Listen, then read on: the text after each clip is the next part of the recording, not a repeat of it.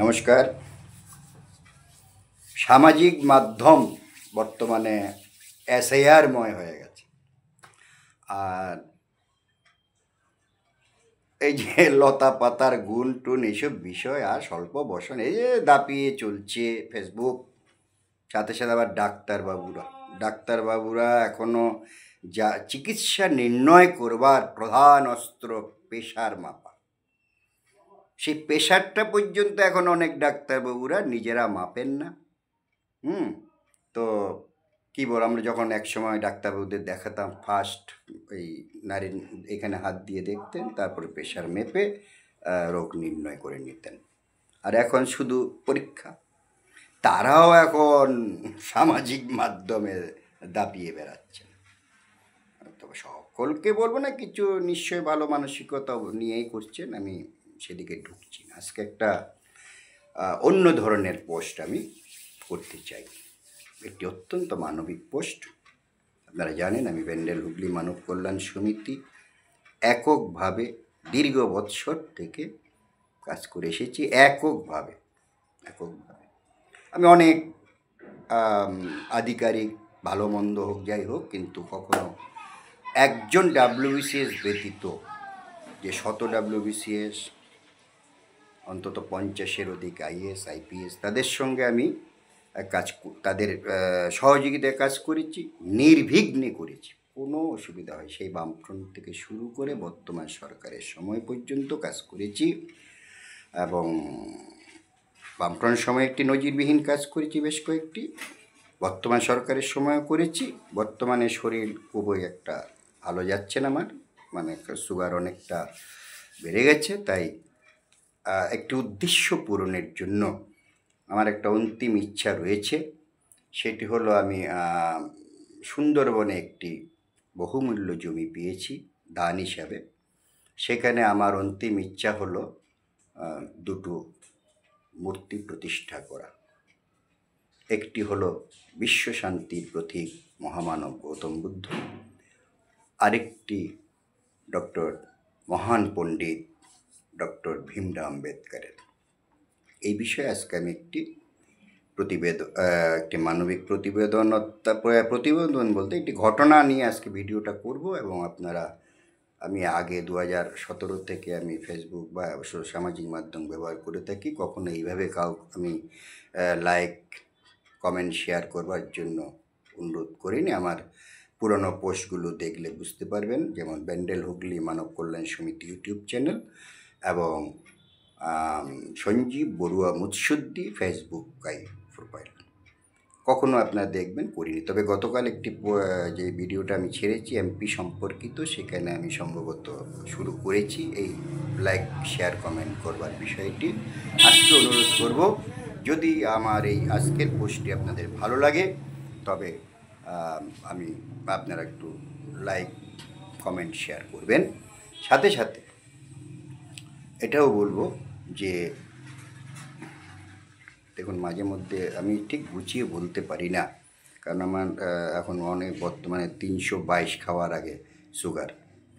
যাই হোক, আজকে যেই বিষয়টা আমি যে একটি অত্যন্ত একজন সমাজকর্মী বিষয়ে আলোচনা করতে চাই, মানে তুলে ধরতে চাইছি, তা হলো মহান পূজ্য হরেন্দ্রনাথ মুখার্জি, যিনি আমাদের পশ্চিমবঙ্গের সম্ভবত প্রথম কিনা আমি জানি না, পূর্ণ মেয়াদের রাজ্যপাল ছিলেন। পূর্ণ মেয়াদ অর্থাৎ 5 বৎসরের। তো ওনার কর্মবৃত্তান্তটা আমি খুব সংক্ষেপেই বলার চেষ্টা করব। সেটা হলো, তিনি পশ্চিমবঙ্গের রাজ্যপাল। তো প্রতিদিন প্রাতঃভ্রমণে বেরোতেন।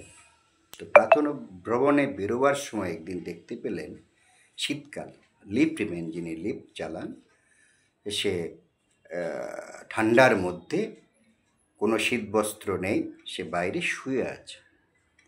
তো তাকে দেখে হৃদয় কম্পিত হলো। তিনি আবার পুনরায় তার কোয়ার্টারে ফিরে গিয়ে একটি কম্বল এনে তার গায়ে দিয়ে তিনি বেরিয়ে গেলেন প্রাতঃভ্রমণে। তো এদিকে যখন ওই যে দারোয়ানের ঘুম ভাঙার পরে সে তো ভয়ে কম্পিত, কারণ ওই রাজ্যপাল সাহেব দেখেছেন। তাই সে সুন্দর করে ওই কম্বলটাকে গুছিয়ে সেখানে ফেরত দিতে গেলে রাজ্যপাল বলছেন, কি ব্যাপার? হাত কম্পন ছিল, বলছে তুমি তো ছেলে, তো আমি একটা কম্বল দিয়ে সেটা আবার ফেরত দিতে হবে?